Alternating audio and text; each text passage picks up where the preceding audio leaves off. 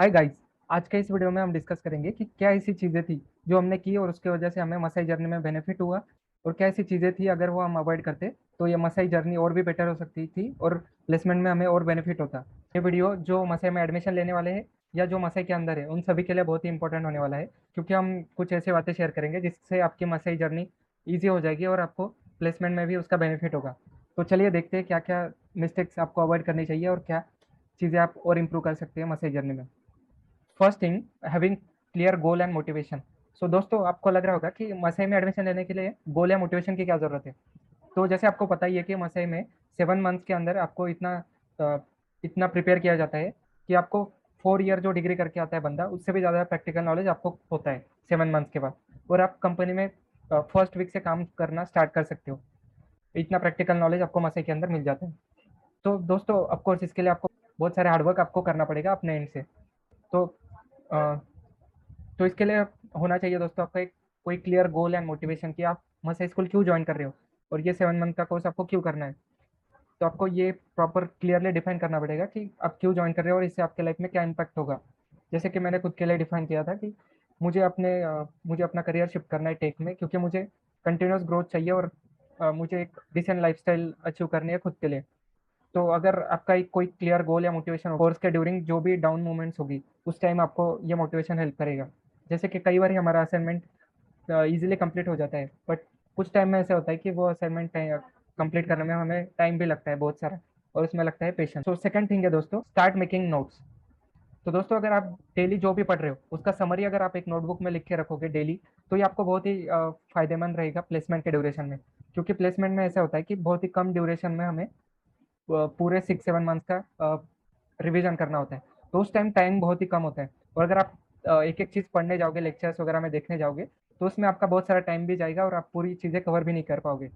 तो इस टाइम में हमें काम में आती है नोट्स, जो कि आपको अगर आप मतलब विद इन 2-3 आवर्स में आप 6-7 मंथ्स का रिवीजन कर सकते हो अगर आपने कुछ नोट्स बनाई है तो।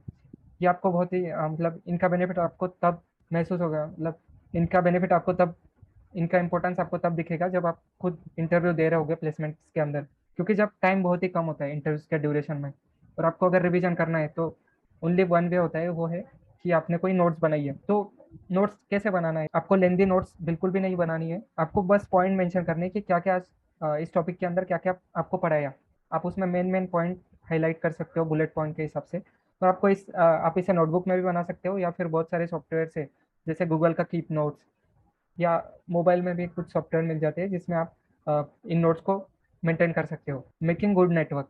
तो दोस्तों, ये बहुत ही इंपॉर्टेंट पॉइंट है कि अगर हमें अपने लाइफ में भी या करियर मसई में भी अगर जल्दी सक्सेस होना है, तो हमें एक अच्छे दोस्तों का एक स्ट्रॉन्ग नेटवर्क हमें बिल्ड करना पड़ेगा। तो दोस्तों, आपको जैसे पता ही होगा आईआईटी को इतना इंपॉर्टेंस क्यों है। तो आप बोलोगे कि वहाँ के टीचर्स अच्छे हैं या फिर वहाँ का सिलेबस बढ़िया होता है। तो नहीं दोस्तों, आईआईटी को सबसे ज़्यादा इंपॉर्टेंस मिलता है उसके एल्यूमिनी नेटवर्क से, कि वहाँ के जो स्टूडेंट्स होते हैं उनका बहुत ही स्ट्रॉन्ग नेटवर्क है, कि अगर किसी को वीसी की फंडिंग चाहिए तो वो इजीली उसे मिल सकती है। तो यही बेनिफिट होता है दोस्तों नेटवर्क का। तो मसई में भी आपको एक चांस मिल रहा है अच्छा नेटवर्क बिल्ड करने का, क्योंकि यहाँ से नेशन के अलग अलग पार्ट से स्टूडेंट्स पढ़ाई करने आए हैं और एक ही गोल से यहाँ पर वो पढ़ रहे हैं, राइट।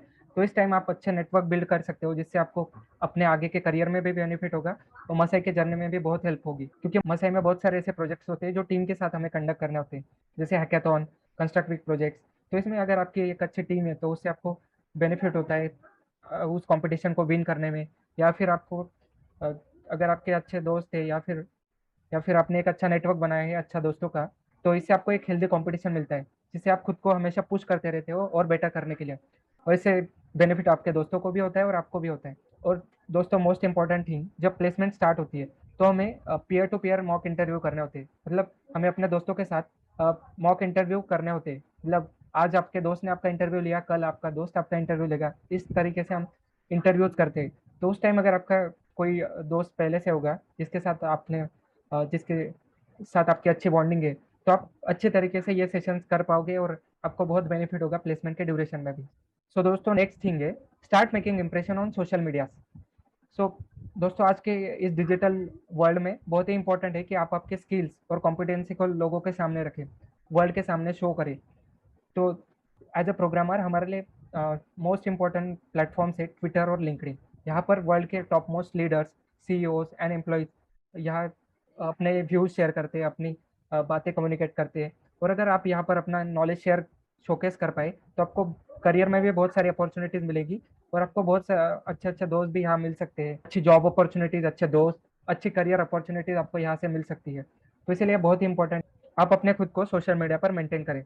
तो आपको क्वेश्चन होगा कि एज अ मसाई स्टूडेंट हम सोशल मीडिया पर क्या शेयर करें, क्योंकि अभी तो हम पढ़ाई कर रहे हैं। तो आप मसाई ज्वाइन करने से लेकर हर एक छोटी छोटी चीज़ ट्विटर लिंक्डइन पर शेयर कर सकते हैं, और आपको इससे एक हैबिट लगेगी शेयर करने की।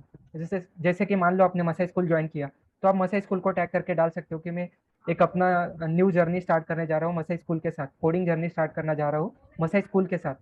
या फिर आपका मान लो कोई प्रोजेक्ट आपने बिल्ड किया कंस्ट्रक्ट वीक के दौरान, तो वो आप उसका एक छोटा सा डेमो वीडियो बनाकर लिंक्डइन पर डाल सकते हो, या आपने उसमें क्या क्या टेक्नोलॉजीज यूज़ की, आपने कैसे उस वीडियो को बनाया, क्या क्या आपको उसमें चैलेंजेस आई, वो सारे आप उसमें मेंशन कर सकते हो।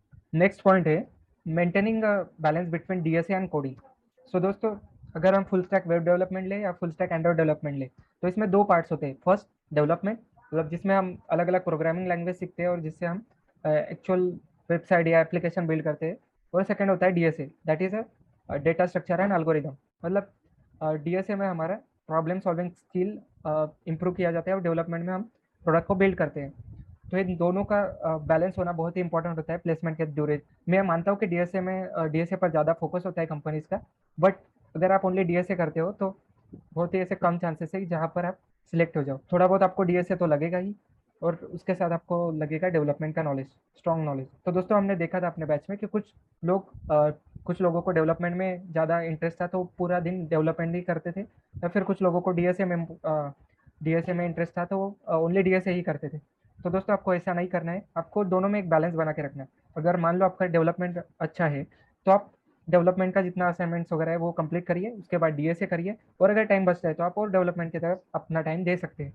बट आपको जो भी असाइनमेंट्स या जो भी टास्क मिल रहे हैं वो आपको फर्स्ट कंप्लीट करने हैं, और उसके बाद अगर आपको कोई एक्स्ट्रा टाइम देना है अपने इंटरेस्ट के सब्जेक्ट में तो आप दे सकते हो। क्योंकि दोस्तों क्या होता है कि कंपनीज में फर्स्ट 2-3 राउंड डीएसए के होते हैं। मतलब मान लो आपका डेवलपमेंट नॉलेज कितना भी स्ट्रांग हो, तो भी आप वो सेकंड थर्ड राउंड तक नहीं जा पाओगे।